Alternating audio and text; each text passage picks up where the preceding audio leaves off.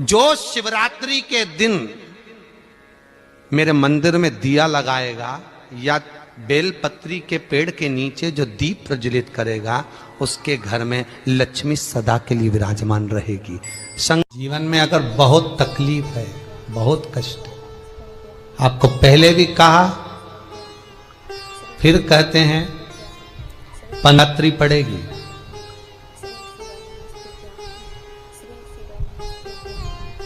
जो माघ महीने में शिवरात्रि पड़ती है उससे भी प्रबल शिवरात्रि। ये शिवरात्रि 19 वर्ष के 2 बार गैप करने के बाद 183 वर्ष के बाद आएगा और 183 वर्ष के बाद फिर इसमें की शिवरात्रि प्राप्त होगी। और 183 वर्ष किसने देखे? कौन ने देखे? और निवेदन करूंगा, अगर जिंदगी में थोड़ी सी तकलीफ है, दुख है, कष्ट है, परेशानी है, तो उस शिवरात्रि को हाथ से मत जाने दो। कल शिवरात्रि को आपको पहले भी कहा कि क्या क्या वस्तु भगवान शंकर को हम रात्रि के समय पर चढ़ा दें जिससे हमारा रोग समाप्त हो जाए, हमारी बीमारी समाप्त हो जाए, हमारे जीवन में सुख समृद्धि लक्ष्मी आ जाए। वो समर्पण का भाव। और शिवरात्रि आने में देरी है और आपके जीवन में बहुत कष्ट है, बहुत कष्ट। महाराज 5 कमलगट्टे, 5 बेलपत्र तांबे के लोटे में जल भरकर रख लीजिए। सीधे हाथ पर उस कलश को रखो जिसमें 5 कमलगट्टे और 5 बेलपत्र रखिए। श्री शिवाय नमस्तुभ्यम शिव महापुराण का मूल मंत्र, जैसे भागवत का मूल मंत्र है ओम नमो भगवते वासुदेवाय। शिव महापुराण का मूल मंत्र है श्री शिवाय नमस्तुभ्यम। इस मंत्र का 5 बार स्मरण कर कर आपको जो तकलीफ है उसको हृदय चित्त से धरकर मस्तक से कलश को लगाकर किसी एकांतेश्वर महादेव पर, एकांतेश्वर महादेव मतलब अपने गांव से, नगर से, शहर से जो बाहर खेड़े में हो, बिल्कुल बाहर, जिस शिवलिंग पर कोई पूजन करने ना जाता हो, एकांत में बैठे हो, जंगल में बैठे हो, कहीं किसी वृक्ष के नीचे विराजमान हो, ऐसे एकांतेश्वर महादेव पर अपनी कामना कर कर वो जल समर्पित कर दो।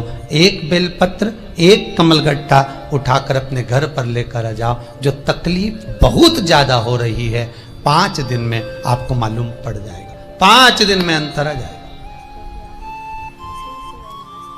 शिव का अनुमोदन करो, शंकर का स्मरण करो। महाराज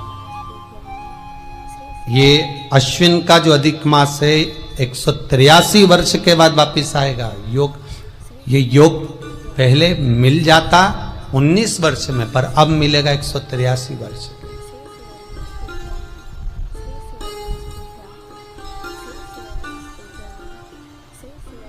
एक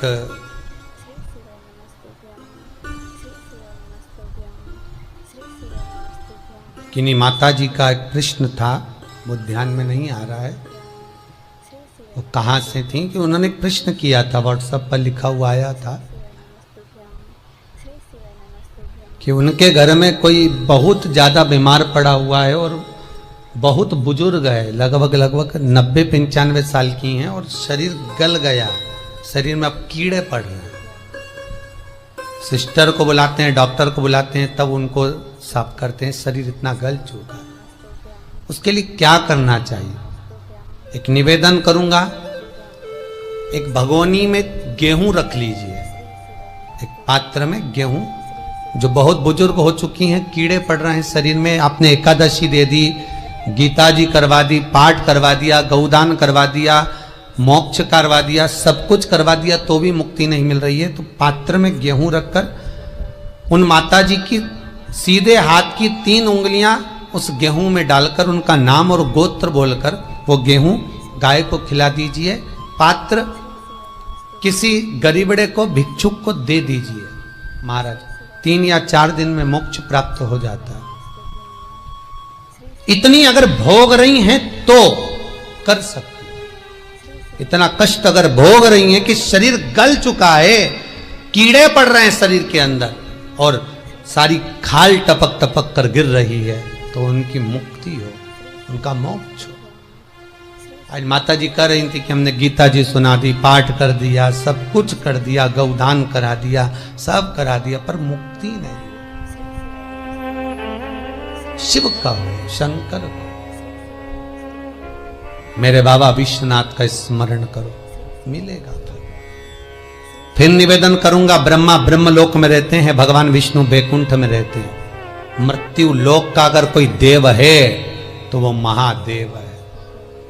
पृथ्वी का अगर कोई देवता है तो वो देव अधिदेव महादेव है। पर हमारी आदत है, हम पड़ोस की काकी आती है तो उसको प्रणाम करते हैं, मासी सास आती है तो उसको नमन करते हैं, चाची सास आती है तो उसको नमन करते हैं, और घर में सास बैठी रहती है उसको कभी नमन नहीं करते। आदत है ना हमारी। दूसरों को तो हम प्रणाम कर लेंगे पर घर की सास को नमन नहीं कर पाते। उसी तरह हम भगवान विष्णु का स्मरण कर रहे हैं, ब्रह्मा का स्मरण कर रहे हैं, सारे 33 कोटि देवताओं का स्मरण कर रहे हैं, पर भूलोक का इस देव अधिदेव महादेव का हम कितना स्मरण कर रहे हैं।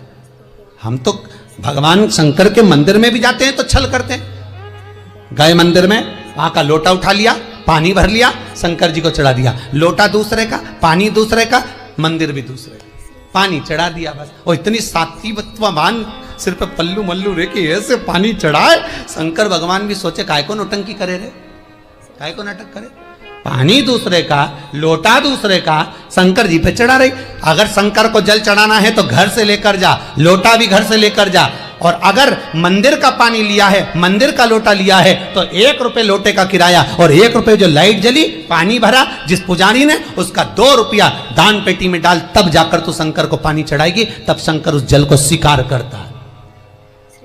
किसी की लगी लगाई थाली मिल जाए पूजन की और तुम सिर पे पल्लू लेके कुंकू चावल रोली बोली सब चढ़ा दो, और बेचारी वो बाद में आए तो देखे तो यहाँ सब साफ, तो क्या भगवान स्वीकार करेगा? भगवान ऐसा स्वीकार नहीं करे। फिर निवेदन है, बरसाती मेंढक मत बनो रे, अच्छे से सेवा करो, थोड़ी करो पर अच्छी करो। घर से पानी लेकर जाओ।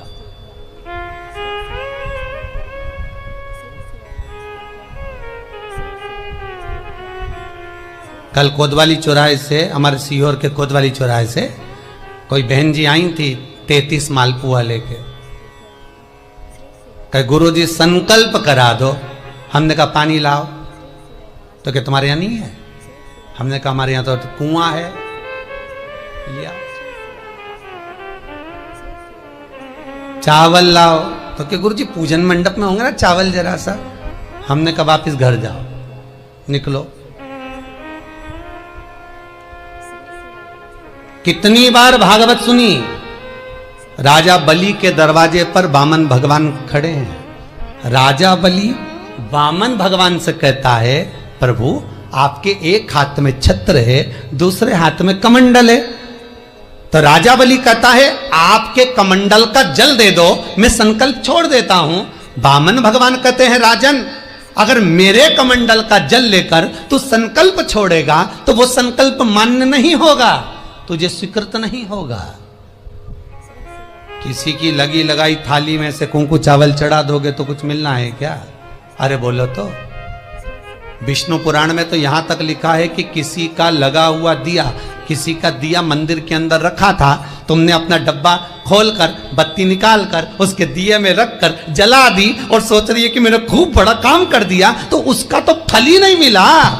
विष्णु पुराण कह रही है खुद का दिया, खुद की बाती, खुद का दीप अगर जलाती तो फल मिलता।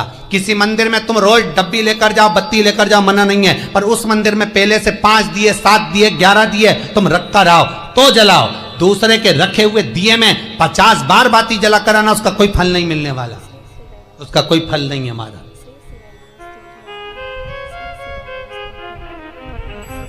खुद का जल लेकर जाओगे, खुद का लोटा लेकर जाओगे तो फल। यहाँ तो स्वयं भागवत कह रही है, राजा बलि के सामने वामन भगवान कहते हैं, राजन तेरे कमंडल को लेकर आ, उससे संकल्प छोड़, अगर मेरे जल का संकल्प छोड़ेगा तो उसका कोई फल नहीं मिलने वाला। राजा बलि अंदर गया, जाकर भी उसने कर्म बेकार कर दिया। राजा बलि ने क्या, कमंडल लाना था खुद का, उठा लाया शुक्राचार्य जी का। शुक्राचार्य जी का कमंडल उठाकर लाया, इसलिए शुक्राचार्य जी कमंडल के अंदर जाकर बैठ गए, एक आंख लगाकर देखते रहे। जल बाहर नहीं निकलने दिया शुक्राचार्य जी ने कि मेरे कमंडल का जल कैसे निकल जाए भला।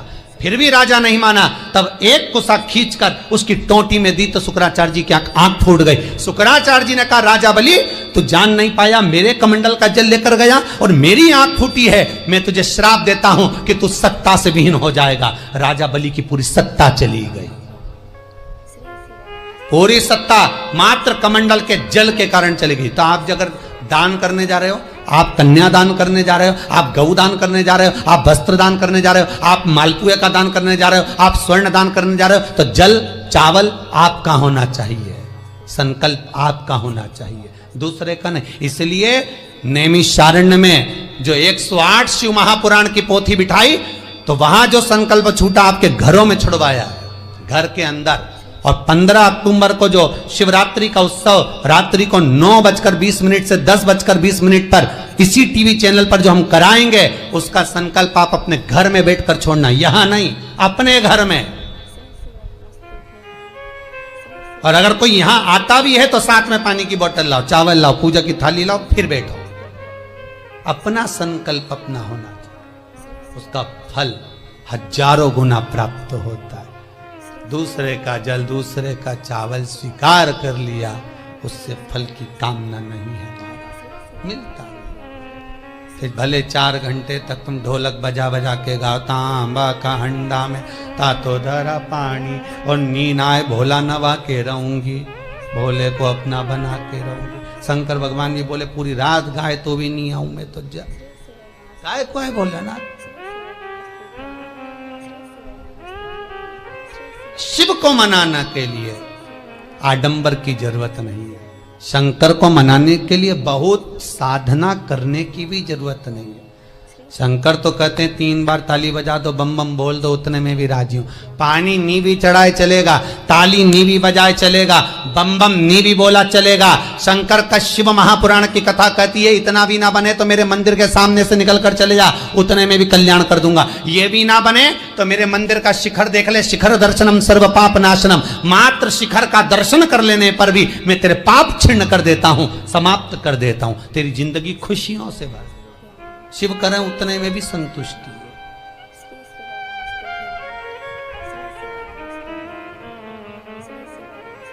उतने में भी संतुष्टि।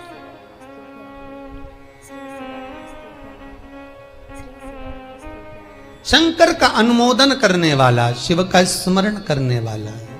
दुख अगर मालूम पड़े प्रारब्ध के कारण, कोई कर्म के कारण हमें मिल भी रहा है, तो वो समाप्त होगा, वो मिटेगा। और बाबा से कहते रहना ना, भोला सब दुख काटो मारा, बाबा बस कृपा कर कर मेरे दुखों को काटिए। बाबा बोले शिव उस बुजुर्ग से कहते हैं, तुम्हें कर्म का भोग भोगना पड़ेगा। बाबा ये कर्म का भोग मनुष्य क्यों भोगता है? शंकर कहते हैं, पूर्व में जो कर कर आए हो उसके अनुसार फल मिलता है।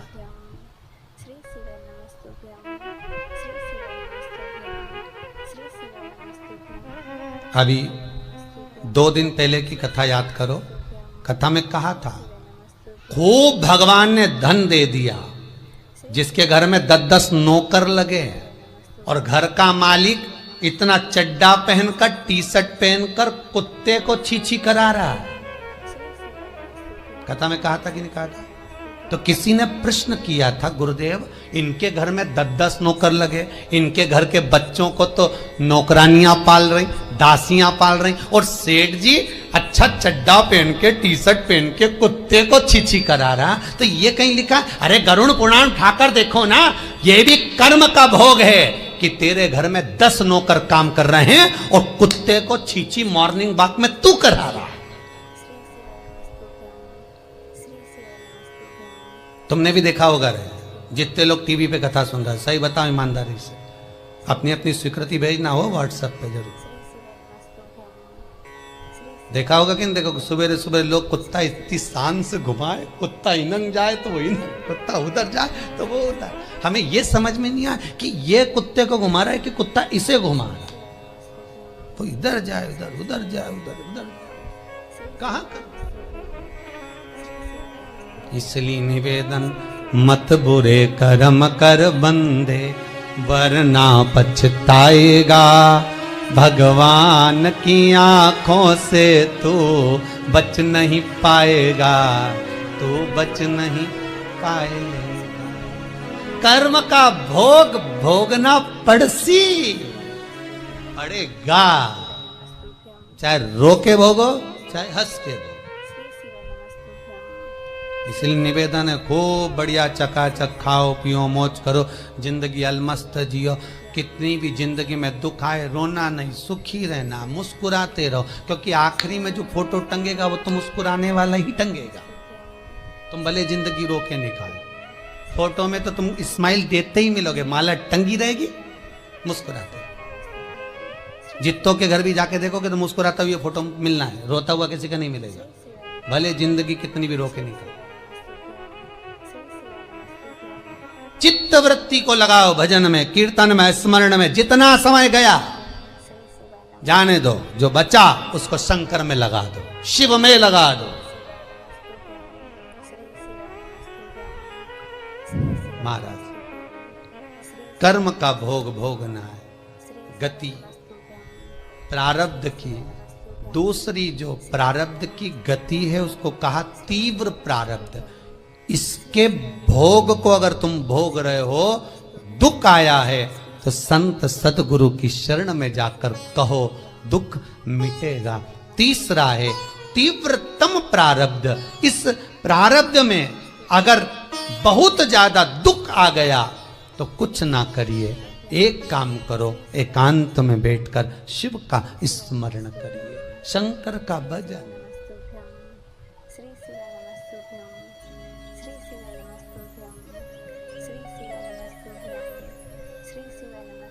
बटकेश्वर महादेव और पिपलेश्वर महादेव,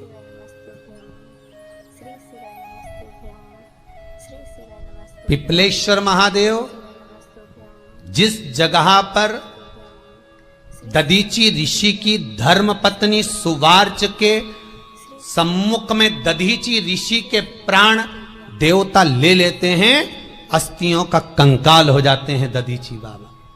उनकी धर्म पत्नी रोती हुई अपने पेट पर पत्थर मारती है गर्भ को नष्ट करने के लिए। वहां शंकर भगवान प्रकट होते हैं पीपल के पेड़ के नीचे। शिव जी का नाम पिपलेश्वर महादेव हुआ। जो बालक पीपल के पेड़ के नीचे जन्मा उसका नाम पिपलाद हुआ।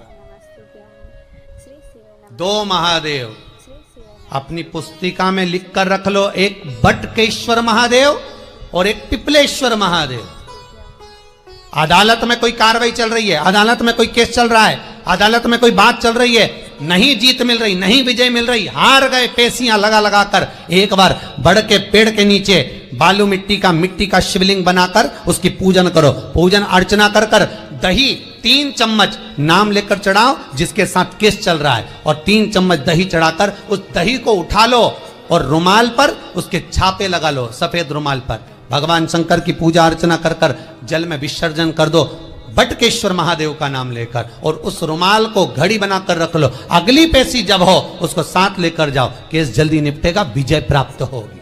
मात्र 3 सोमवार करिए बटकेश्वर का स्मरण। उसी तरह पिपलेश्वर महादेव, कितनी भी बड़ी जिंदगी में रोग हो, चाहे कैंसर जैसा हो, लीवर हो, किडनी हो, कितना भी बड़ा रोग हो, भगवान पिपलेश्वर महादेव का स्मरण करिए। पीपल के पेड़ के नीचे शंकर भगवान के शिवलिंग का निर्माण कर कर उसकी पूजन अर्चना करिए, उस पर शहद चढ़ाइए। पीपल का वृक्ष, आंवले का वृक्ष, शमी का वृक्ष, बेलपत्र का वृक्ष, ये औषधि पूर्ण है महाराज। डॉक्टर ने कह दिया डायलिसिस कराना जरूरी है, तो एक बार इस शिव महापुराण का उपाय जरूर करना।